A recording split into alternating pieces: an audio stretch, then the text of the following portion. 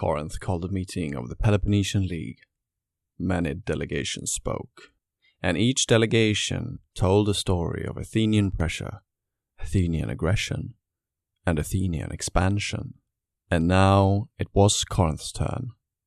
What they said next would push Sparta, cautious, conservative, reluctant Sparta, to war.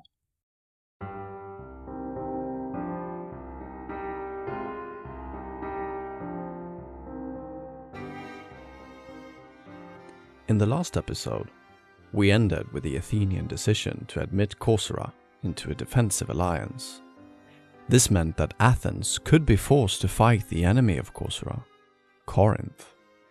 And this was very provocative, since Corinth was an ally of Sparta and a member of the Peloponnesian League. This meant that the parties of the 30 years' peace could come to blows. Since their defeat, the Corinthians had been preparing for a new battle with the Corcyrians. They had now launched their second fleet of 150 ships, and it sailed northwest. Corcyra, with their 110 ships, met them close to the island of Sybota, just south of their home island, backed by a small squadron of Athenian ships, just 10 ships. They were operating under strict instructions. Act as deterrent, but if necessary, defend the Corcyrians, but do not strike first. Athens was threading a needle, honoring its new alliance without technically violating the 30 years' peace with Sparta. But for most of the day, it wasn't working. The Corcyrian line was buckling. The Corinthians were winning. So the Athenians had to help and fight the city with which they had signed a peace. And so it was that Athens joined the naval battle of Sybota against Corinth. The fighting went on, and the battle was still undecided, when late in the evening, more ships appeared on the horizon. More Athenian ships, moving fast. Was this a vanguard, the first vessels to be seen of the full Athenian fleet? Or just a handful of reinforcements, too few to matter? The Corinthians didn't know, and with the light fading, and the uncertainty of a potential Athenian relief hanging over them, the Corinthians hesitated. They did not press for victory. They disengaged. The morning after, both fleets prepared for battle again. The Corcyrian line had grown overnight.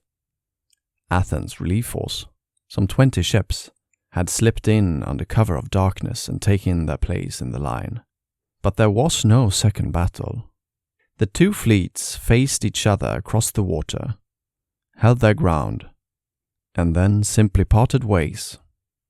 By ancient standards, the Battle of Sybota had been one of the largest naval engagements the Greek world had ever witnessed, and yet it resolved nothing. Corinth had held the upper hand through most of the first day's fighting, but an advantage you cannot press is not worth much. When dawn came, and the Athenian ships were visible in the Corcyrian line, the moment had passed for the Corinthians. What followed was something perhaps more dangerous than another battle. Both sides stood off and made accusations. Each claimed that the other had broken the 30 years' peace. Each cast themselves as the wronged party. The real damage at Sybota was not counted in ships lost or men drowned. It was counted in accusations made. But you might be wondering, if Corinth and Athens came to blows, and where were the Spartans? Corinth was their ally, and yet Sparta did nothing. The reason was simple. Sparta knew that a war with Athens would become a great war involving both the Peloponnesian and Delian leagues. It would bring war to the entire Greek world. So as long as this remained something that could be seen as a quarrel between Corinth and Corcyra, just a colonial dispute, just a regional skirmish, Sparta could afford to watch from a distance. So they watched, and they waited. Corinth then sailed home, having failed to take Epidamnus for a second time. A massive humiliation. Corinth began to plot. Athens, anticipating exactly that, began to prepare. And so, their attention moved north.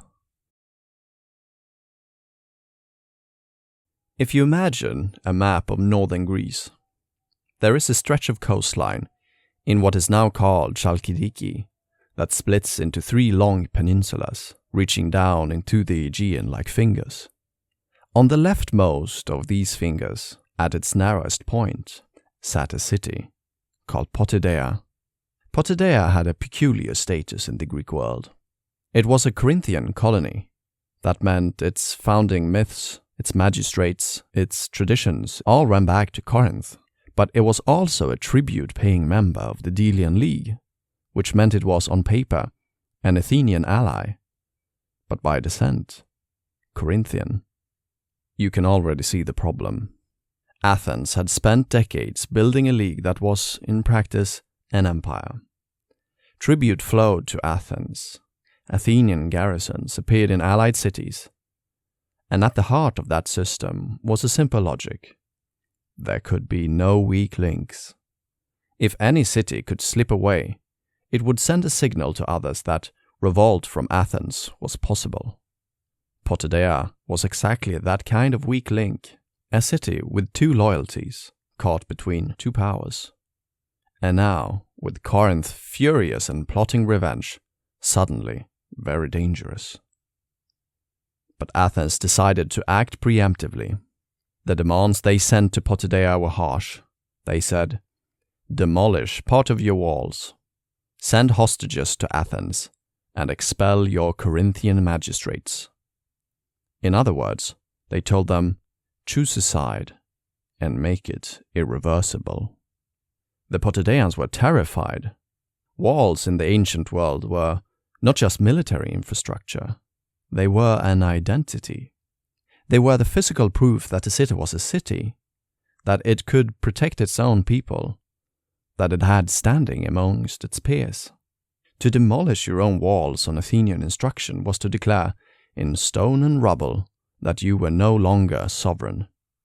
So they sent envoys to Athens, but the negotiations went nowhere. However, they had also sent envoys to Sparta. So this was the Potidaean gamble. If Sparta would promise to invade Attica, the heartland around Athens, the territory around the city itself, in the event that Athens attacked a revolting Potidaea, then Potidaea could revolt with some hope of survival, because Athens, facing war on 2 fronts, would perhaps have to pull back its forces. And the Spartans, they gave their word, and so Potidaea rose up in revolt. As soon as possible, Athens sent a fleet north to punish the rebels and besiege the city. Corinth, watching its colony slip towards destruction, sent a force of volunteers. Not an official Peloponnesian League expedition, just volunteers, private citizens, men who happened to find themselves on ships heading north, carrying weapons. This is the kind of distinction that sounds absurd until you understand what it was doing. It was keeping the war unofficial. Corinth was just intervening through private citizens. It was escalation wrapped in plausible deniability. But this didn't work militarily. The Athenians won the battle outside Potidaea, a battle where, according to Plato, Socrates participated as an infantryman and apparently saved Alcibiades, who we will meet later in this series. Following this, the Athenians began a blockade that would eventually last for years. The Corinthian volunteers were stranded inside the city walls, waiting for a relief that wasn't coming. And the Spartans, who had promised to invade Attica, did not invade Attica. Why? The Spartans were, above all, cautious. The promise to Potidaea had been made by Sparta, but between a promise and a declaration of war against Athens, lay an enormous political and military gap. Sparta was not a city that moved quickly. Its system was built for deliberation, not impulsion, and there were powerful voices in Sparta that year counseling restraint. Voices that remembered what the last war with Athens had cost. An invasion of Attica wasn't launched. So Potidaea was left to hold on alone. Now imagine, if you were a Corinthian, this must have been the moment, if not earlier, when your patience runs out. Corinth had not managed to take the city of Epidamnus after being invited to take it. It had not been able to punish the Corcyraeans for blocking the access to Epidamnus. It had been forced to withdraw after the Battle of Sybota despite having had the upper hand. And it had failed to defend Potidaea from Athens. Its colony was blocked, its volunteers now besieged and trapped inside the walls of Potidaea. And Sparta, the leader of the Peloponnesian League, had done nothing. So Corinth requested a meeting with its allies in the Peloponnesian League. Sparta agreed and summoned the members of the Peloponnesian League, but the invitation went wider than that. Any city with a grievance against Athens was welcome, and they came. The allies had gathered from across the Greek world, city by city, each delegation waiting its turn, and one by one they rose. The Megarians, a small trading city, spoke of ports close to them by Athens, of markets denied. Others followed, each with their own account of Athenian pressure applied quietly, carefully, never quite crossing a line. The details differed. The shape of the complaint did not. And as the speeches accumulated, what had begun as grievance began to take on the shape of a pattern. Athens, in every telling, had gone too far. But one city had not yet spoken. Corinth. Corinth had sat through every speech. They had waited. Patiently. Watchfully. Letting the weight of other men's words do its work. Now the hall was theirs, and everyone in that hall understood that when Corinth spoke, something would follow. Spartans! The confidence which you feel in your constitution and your social order seems to incline you to receive any of our reflections of other Greek powers with a certain skepticism. Hence springs your moderation, but hence springs also the rather limited knowledge which you possess in dealing with foreign politics. Time after time, our voice was raised to warn you of the blows about to be dealt us by Athens, and time after time, instead of taking the trouble to confirm the worth of our warnings, you were content to just assume we were telling you this out of self-interest. And so, instead of calling these allies together before the blow fell, you have delayed to do so till we are already hurting under it. Allies amongst whom we have not the worst reason to speak, since we have the greatest complaints to make, complaints of Athenian outrage and of Spartan neglect. Now if these assaults on the rights of Greeks had been made in the dark, you might be uninformed with the facts, and it would be our duty to enlighten you. As it is, long speeches are not needed when you can see servitude already imposed on some of us, planned for others, in particular for your allies, and the prolonged preparations by the aggressor for the beginning of war. What else, we ask, is the meaning of that deceptive seizure of Corcyra, and them holding it against us by force? And what of the siege of Potidaea? These places are important. The latter lies most conveniently for any action against the Thracian towns, while the former would have contributed a very large navy to the Peloponnesians. For all this, you are responsible. It was you who first allowed Athens to fortify their city after the Persian War, and after that to erect the long walls.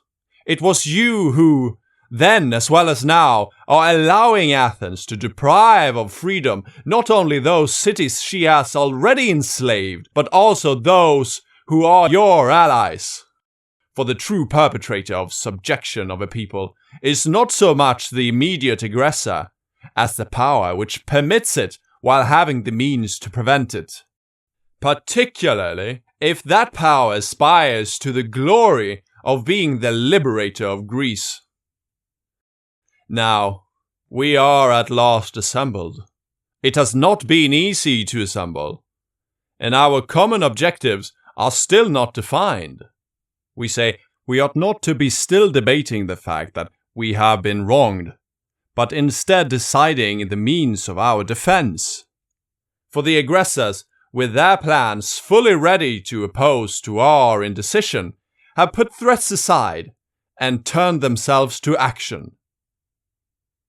And we know by which paths Athenian aggression travels, and how insidious its progress is.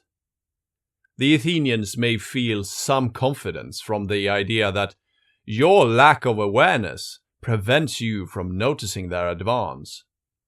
But that is nothing compared to the momentum their advance will gain from the knowledge that you see what they are planning, but do not care to interfere at all.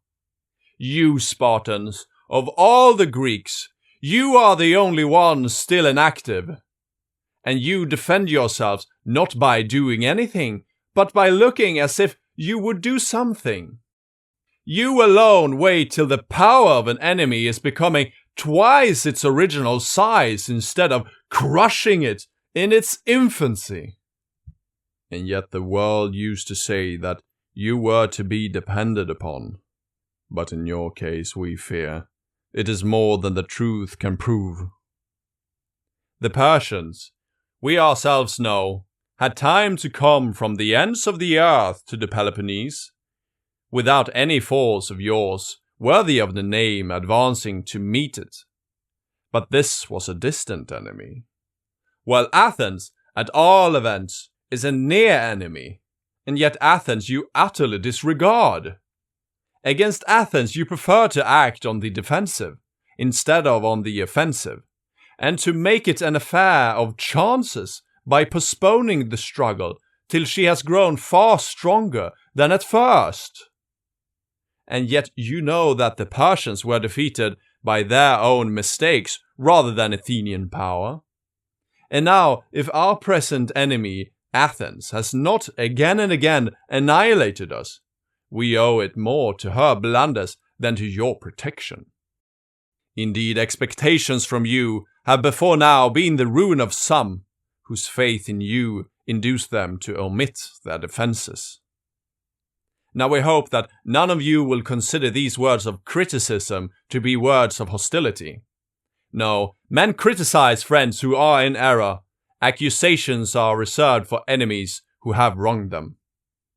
Besides, we consider that we have as good a right as any to point out Sparta's faults, particularly when we contemplate the great contrast between our two national characters, a contrast of which, as far as we can see, you hardly even realize, having never yet considered what sort of opponent you will encounter in the Athenians, how widely, how absolutely different from yourselves they are.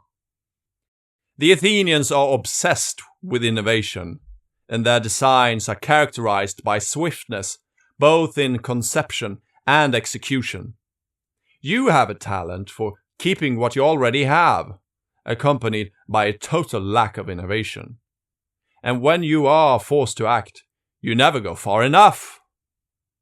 Again, they are adventurous beyond their power, and daring beyond their judgment. And in danger, they are optimistic. Your way is to attempt less than what is justified by your power, to mistrust even what is sanctioned by your own judgment, and to imagine that there is no escape from danger. Further, there is swiftness on their side, while procrastination is on yours. They are never at home. You are never from it. For they hope by their enterprises to extend their acquisitions, while you fear that by your advance to endanger what you have left behind.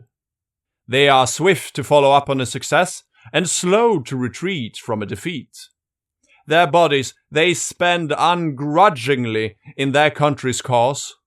Their intellect they jealously keep to be employed in her service.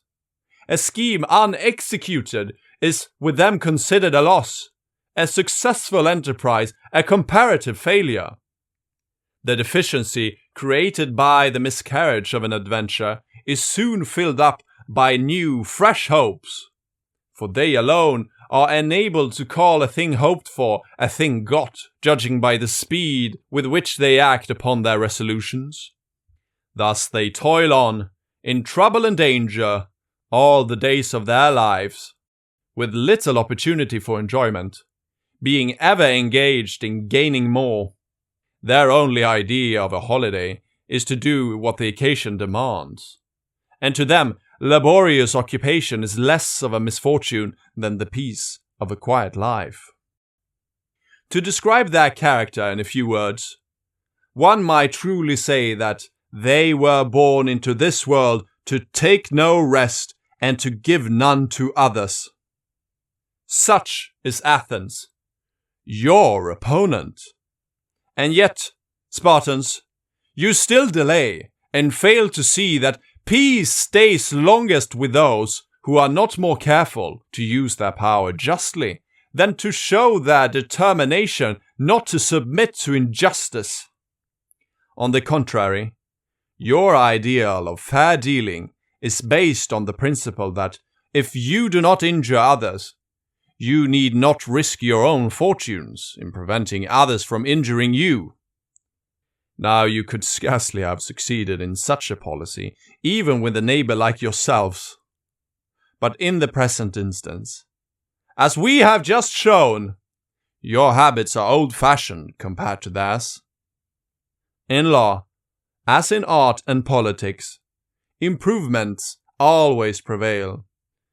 And though fixed usages may be best for undisturbed communities, constant necessities of action must be accompanied by the constant improvement of methods. Thus it happens that the vast experience of Athens has carried it further than you on the path of innovation. Here, at last, let your procrastinations end. For the present, assist your allies and Potidaea in particular, as you promised, by a speedy invasion of Attica, and do not sacrifice friends and kindred to their bitterest enemies, and do not drive the rest of us in despair to seek alliances elsewhere. Such a step would not be condemned, either by the gods who received our oaths, or by the men who witnessed them. The breach of a treaty cannot be blamed on the people who, after having been abandoned, seek new, more reliable allies. Instead, the blame lies with the power that fails to assist its allies in need. But if you will only act, we will stay with you. It would be unnatural for us to change, and never should we meet with such a congenial ally. For these reasons, choose the right course, and strive to not let the Peloponnesian League under your leadership degenerate from the prestige that it enjoyed under your ancestors.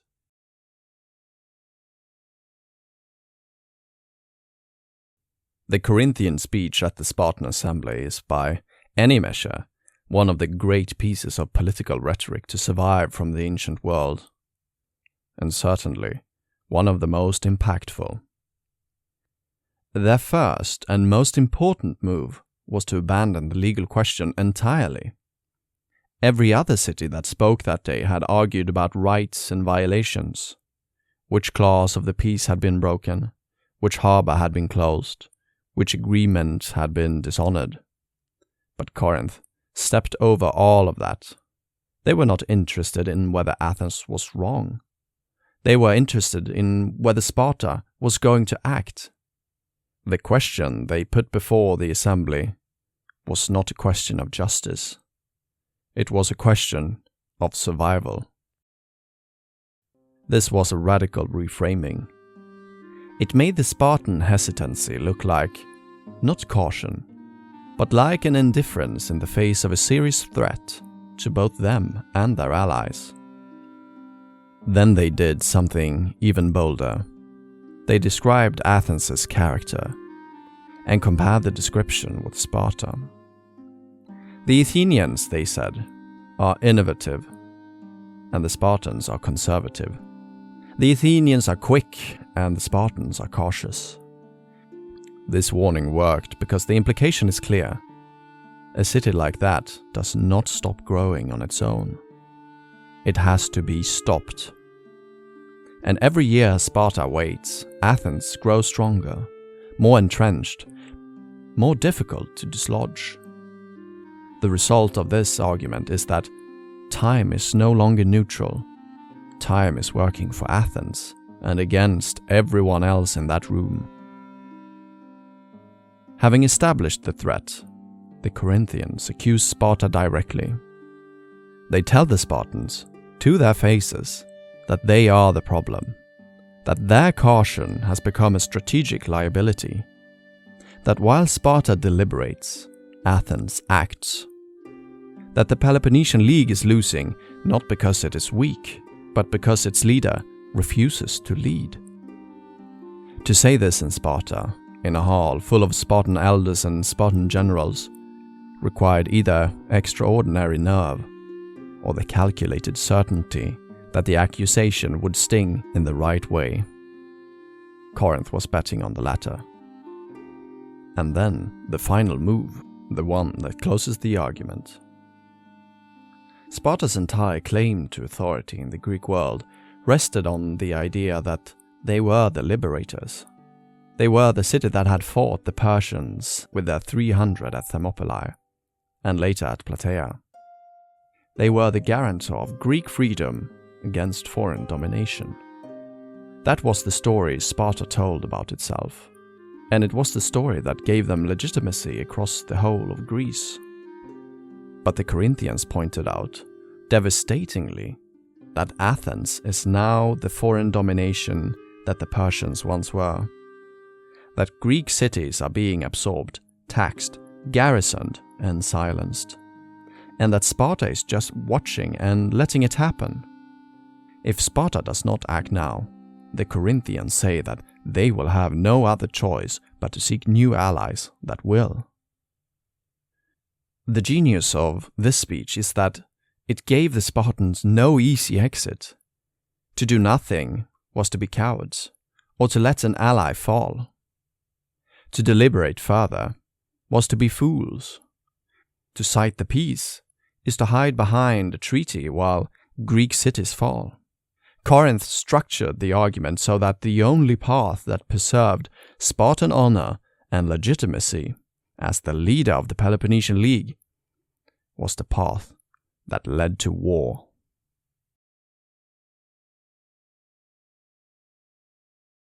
Then how did the Spartans answer? Thucydides tells us the assembly was still divided. This was not a city that had made up its mind. The war faction made the case for urgency. Athens was growing. Every year of inaction was a year Athens used to build ships, extending its reach. The Corinthians had said it plainly. Time was working against Sparta. To wait was not caution. It was a slow type of surrender. The peace faction pushed back. A war with Athens was not just a single campaign. It was not just a season of fighting that would end with a battle and a settlement. Athens had walls, a fleet, and an empire that would fund a long war indefinitely. And behind every Spartan calculation lay the same unspoken fear: the Helots. Tens of thousands of slaves whose potential rebellion was the constant shadow of Spartan power.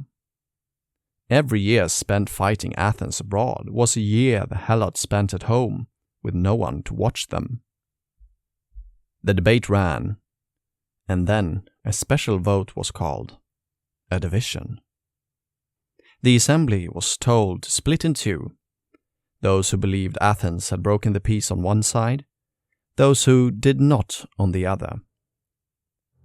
And although the two groups that formed were similar in size, they were not equal. The bigger group was the one that thought Athens had broken the peace. But this did not mean a declaration of war automatically. The full Peloponnesian League Congress would still need to be called.